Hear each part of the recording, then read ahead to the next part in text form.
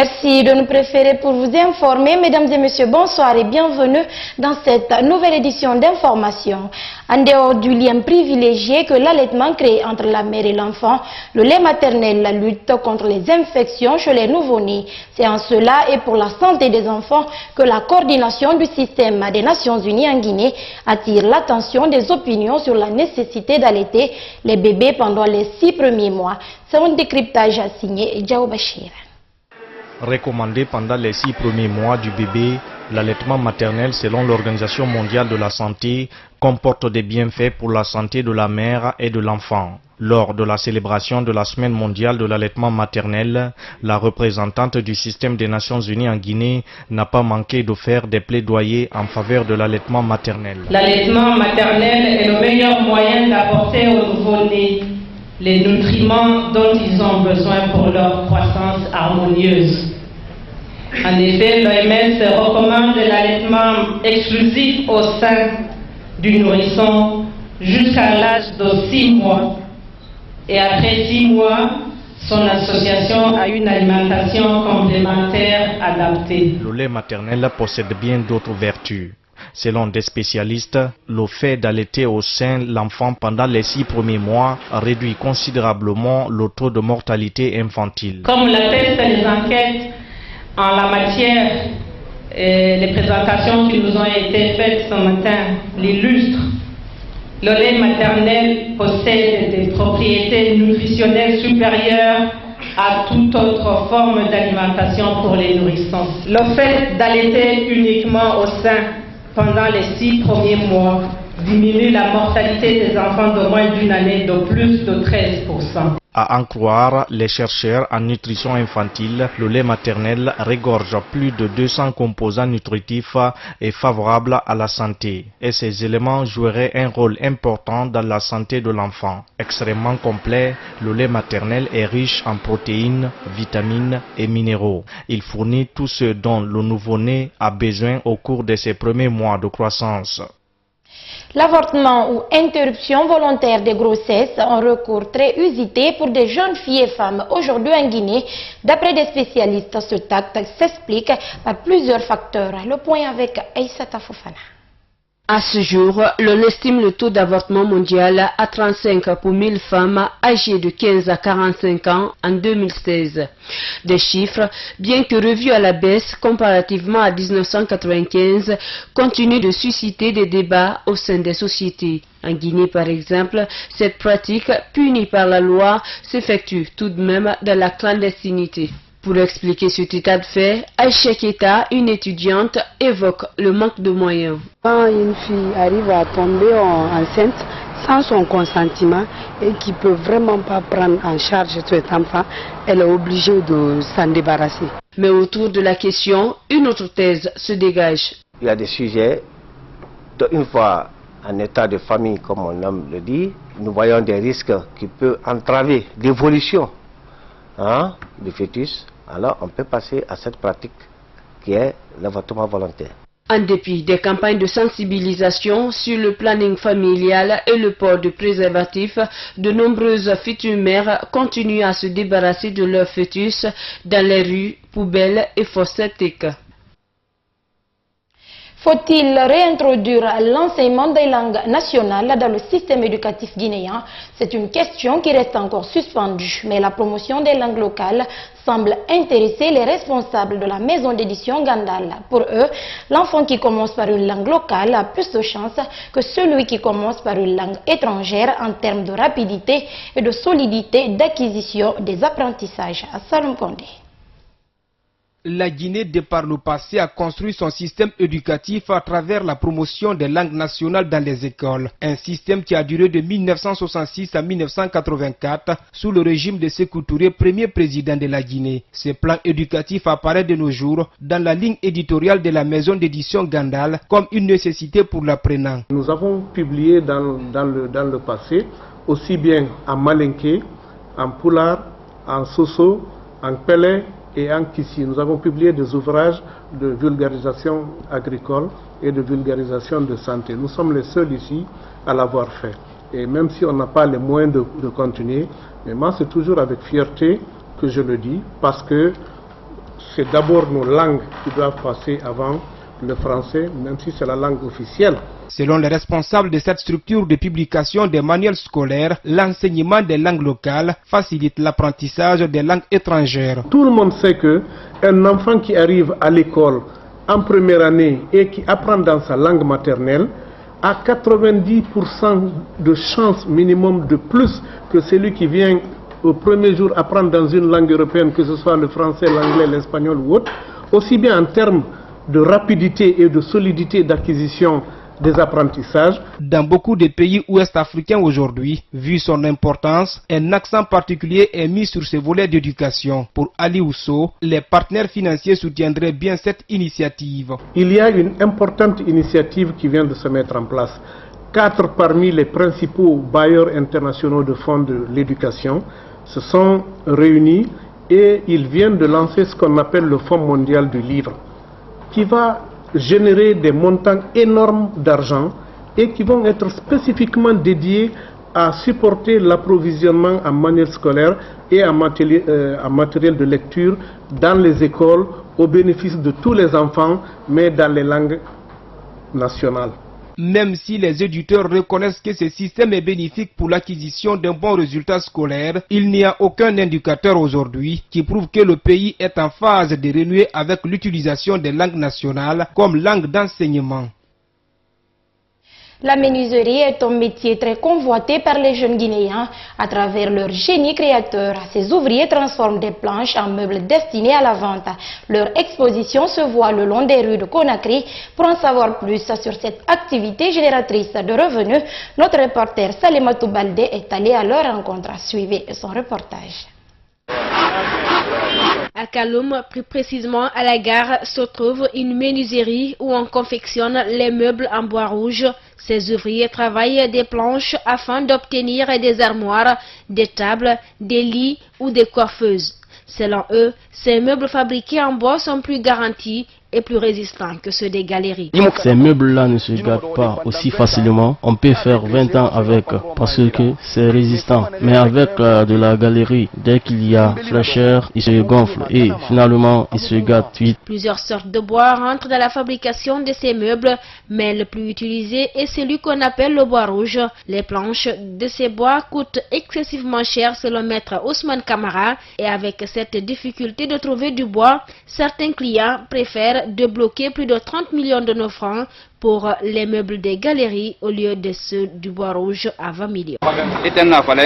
Ceux qui viennent acheter des meubles, quand on leur dit le prix de cette armoire, par exemple, ils trouvent que c'est trop cher. Donc, ils préfèrent investir beaucoup plus dans la galerie. 30 millions ou 20 millions. Bien que certains clients sollicitent les galeries, d'autres par contre préfèrent le bois rouge à cause de sa résistance. Selon moi, c'est le bois rouge qui est bien et très résistant. C'est pas comme les meubles de la galerie dans lesquels on investit beaucoup d'argent et la garantie est de courte durée. 6 mois. En tout cas, ces travailleurs ouvriers sollicitent l'aide des autorités afin de leur faciliter l'exercice de ce métier. La vente des objets d'art fleuris un peu partout en Guinée, c'est le cas de la ville de Kankan où plusieurs personnes gagnent leur pain à travers cette pratique. Soari Boubacar est allé à la rencontre de l'un d'entre eux. Suivez son reportage. Âgé de 57 ans, Ousmane Komara a une affection particulière pour les objets d'art africains et plus précisément ceux guinéens. Après ses études secondaires, il s'est lancé dans cette aventure. Quelques années passées à l'extérieur du pays, il rejoint le Bercail en 1990 et s'installe dans le Baté. Là, Ousmane Komara ouvre une petite place d'exposition d'objets d'art avec une somme dérisoire. Avec 40 000 francs, j'ai commencé le travail là. C'était le travail de mon salaire. Et le prix de mon salaire, alors j'ai commencé à faire, j'ai évolué. Et comme mon papa a un magasin au bord de la route, j'ai fait quitter les gens, j'ai pris un petit magasin, c'est comme ça, aujourd'hui je suis là. Mais je cherche quand même à faire l'art guinéen. Et je veux que les Guinéens comprennent que vraiment l'art est très important et le gouvernement aussi doit beaucoup aider les artistes. Et c'est ça la vie d'un peuple. En revendant ces objets, cet artiste dit défendre la culture africaine et demande de l'aide pour pouvoir s'offrir plus de collections. Oui, ça dépend parce que l'art n'a pas de prix. On ne peut pas fixer un prix réel. Il y a quelqu'un qui peut prendre ça, et moi je peux le vendre à 1 million guinéen, il peut le vendre à 10 millions francs guinéens, selon sa connaissance, surtout les relations, surtout si tu es aidé. Parce que si la Guinée m'aide aujourd'hui à aller exposer, avoir quelque chose, ou bien me donner les moyens ici de pouvoir marquer, tu verras autre chose ici plus que ça. Je vais rendre ici plus joli, et quel que soit le blanc, il va admirer la Guinée. Quand il part, il revient encore. C'est l'art qui fait ça. Depuis plus de 30 ans maintenant, Ousmane Komara exerce ce métier de vente d'objets artistiques. Tous les jours, dès 6 heures du matin, il s'attelle au travail et nettoie affectueusement ses produits qu'il ne fabrique pas lui-même, mais fait office de finisseur. Ouais, je ne peux pas dire que c'est moi-même qui les fabrique tous, parce que tout le monde connaît ce travail-là, c'est une chaîne. Alors moi je suis un finisseur, j'ai des frères qui font la conception et moi je finis aussi, je parachève l'œuvre. Parmi ces échantillons exposés là, plusieurs cultures sont représentées et à part le côté esthétique, certains objets, semble-t-il, possèdent un pouvoir mystique. Pas de son métier d'ailleurs a-t-on coutume d'entendre, c'est pourquoi actuellement à Conakry, des parcs de lavage, des engins roulants sont nombreux le long des artères et autres carrefours. Cet autre petit métier nourrit tant bien que mal des familles. Certains jeunes en font carrément leur business. Mamadou Alpha. Il n'y a pas de sous-métier, disait l'autre, et c'est ce que pensent beaucoup de jeunes Guinéens qui décident de prendre leur destin en main. Laver des véhicules est devenu un autre métier qui leur permet de gagner leur vie. Pour les élèves qui pratiquent ce métier, c'est une véritable opportunité d'affaires qui soulage leurs besoins. Quand je viens ici, je fais le samedi, dimanche, le peu que je gagne, le lundi, je fais ça comme déjeuner mardi, mercredi, jeudi. Après ça, si c'est les congés, je viens, je me débrouille. Pendant les congés, ce que je gagne, c'est ce que je fais pour acheter mes cahiers, acheter les et donner les appuis à eux. Au lieu que je vais à la maison, je dis à mes parents, donne-moi ça, donne ça. Parce que moi, je vois que je veux étudier, mais mes parents n'ont pas de moyens. Si je quitte ici, je peux mettre l'argent à la maison pour l'économie, quoi. D'avoir l'argent au village. C'est mes petits frères et mes grands frères au village, quoi. Je donne l'argent, j'envoie l'argent au village, ma mère et mon père, encore. Au-delà de toute attente, d'autres en font leur métier et s'en réjouissent. Je demande à mes amis de travailler bien et de bien s'intéresser à ce métier. Ça peut ouvrir d'autres chances. Moi, c'est grâce à un monsieur que je suis dans ce métier. Et je rends grâce à Dieu car j'ai fondé mon foyer à travers cette activité de lavage des véhicules. C'est désormais ma profession.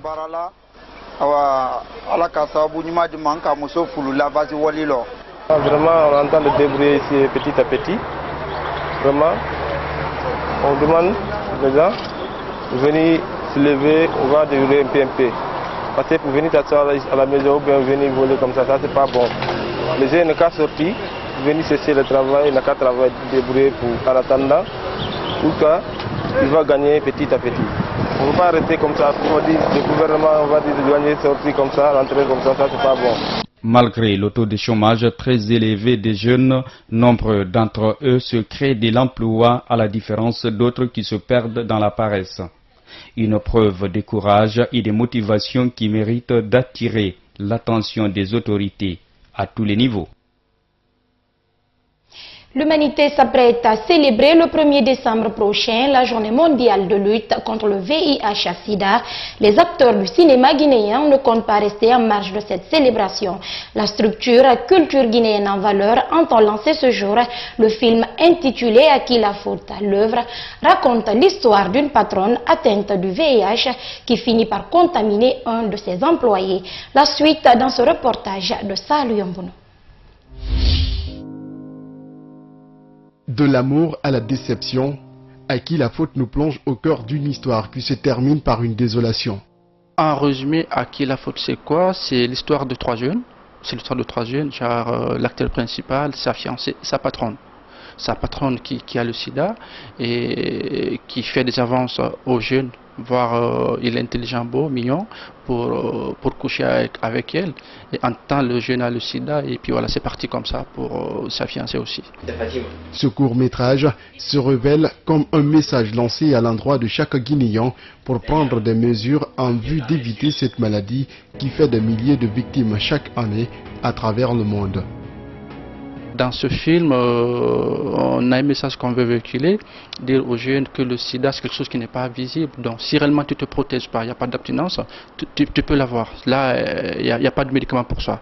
Donc le message c'est pour ça. On veut montrer aux jeunes réellement comment éviter le sida et surtout ne pas trop se fier à l'argent parce que des fois ça peut amener d'avoir ces maladies-là aussi. Appétit! Bon appétit! Cette œuvre, la structure culture guinéenne en valeur, compte la mettre au service du public à partir du 1er décembre prochain, une journée consacrée à la lutte contre le VIH-Sida. Question pour un champion.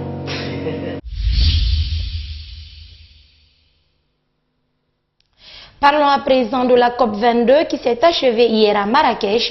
Et si les avancées concrètes sont maigres, les États ont au moins confirmé leur engagement dans la lutte contre le réchauffement, quelle que soit la future position américaine. Car Donald Trump, vous le savez, est un négationniste, j'y arrive, notoire sur les questions climatiques. Suivez. Il est près de minuit. Les 195 pays de la COP22 viennent d'adopter un programme de travail pour appliquer l'accord de Paris d'ici 2018. Ces 2 dernières semaines, nous nous sommes projetés vers l'avant, ensemble, avec un sens de la responsabilité imprégné de l'urgence et de la nécessité d'agir. La COP22 est déterminée à agir contre le réchauffement climatique. Elle en appelle au président élu Donald Trump. Le message de la COP au nouveau président américain est tout simplement de dire nous comptons sur votre pragmatisme et votre esprit d'engagement. La communauté internationale est engagée dans un grand combat. Dans l'après-midi, tous les participants s'étaient réunis pour la fameuse photo de famille. Devant cette phrase, nous allons aller de l'avant. Tout le monde ici est sur cette photo pour donner un message clair. Le combat contre le changement climatique continue. Il n'y a pas d'autre choix ou d'autre solution. Les énergies renouvelables doivent se développer et ça commence ici, dès que possible. Rendez-vous à Bonn, fin 2017, pour la prochaine COP23. À Madagascar, la FAO met en garde contre une crise alimentaire dans le sud de l'île. Les épisodes récurrents de sécheresse ces 2 dernières années plongent les habitants dans une situation de vulnérabilité extrême. Regardez. Il ne reste plus qu'un mince filet d'eau dans le lit du fleuve Mandrar. Ici et dans tout le sud de Madagascar, la sécheresse n'en finit plus depuis 3 ans. La prochaine saison agricole s'annonce catastrophique. 1 400 000 personnes sont menacées par la famine. Dans le passé, nous mangions à notre faim. Désormais, nous n'avons plus rien pour nous nourrir. Il ne pleut plus. Nous ne pouvons plus cultiver nos terres. Toutes les cultures ont disparu. Il n'y a plus rien. Plusieurs villages ont donc été approvisionnés en nourriture et en outils agricoles par l'ONU, comme ici, à Marovato. Une solution d'urgence dans ces régions où la production de maïs a baissé en un an de 80% et celle du riz de 60%. Nous essayons de répondre aux urgences mais aussi de permettre à la population de faire face à la sécheresse. Nous avons par exemple distribué des graines qu'ils vont pouvoir cultiver dans ces conditions. Des semences tolérantes au manque d'eau donc, mais aussi des boutures de manioc et de patates douces ont été distribuées pour remplacer le maïs et le riz. Mais c'est tout un système de production qui est amené à s'adapter. Il y a plusieurs avantages à ce que les fermiers se regroupent pour travailler, dans des coopératives par exemple. Ensemble, même en termes de production agricole, ils pourraient davantage intéresser les acheteurs. À Madagascar, où le réchauffement climatique se fait durement sentir, le secteur agricole est donc contraint de muter en profondeur. Dans ce pays, 80% de la population vit de l'agriculture.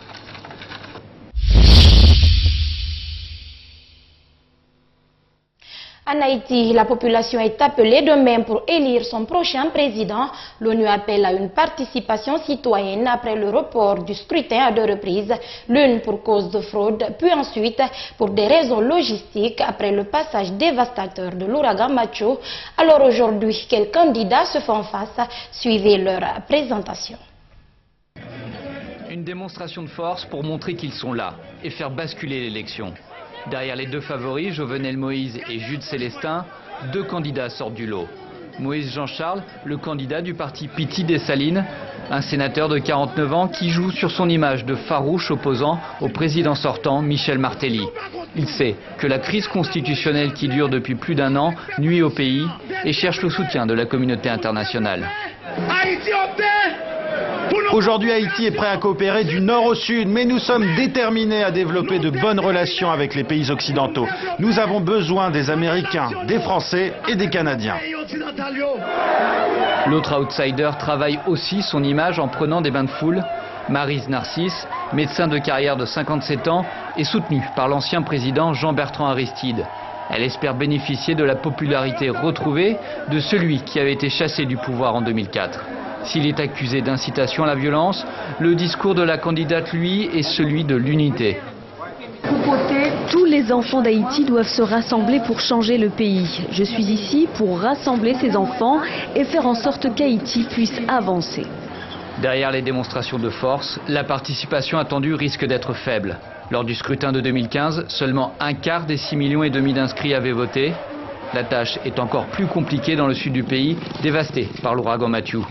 La région est difficile d'accès et réorganiser le vote de près d'1 million d'électeurs sur place est problématique. Pour certains, il est pourtant nécessaire afin de sortir de la crise. C'est un devoir de voter dimanche, peu importe ce qu'il se passe dans le pays. Il faut élire un président capable de régler les problèmes de la nation et de réparer les institutions. Un scrutin qui sera sous haute surveillance. Le premier tour avait été annulé en 2015 pour fraude massive. Cette fois-ci, près de 400 observateurs internationaux et plus de 4000 observateurs haïtiens garderont un œil sur le dépouillement. Le 45e président des États-Unis dévoile donc 1 à 1 les membres de sa future administration.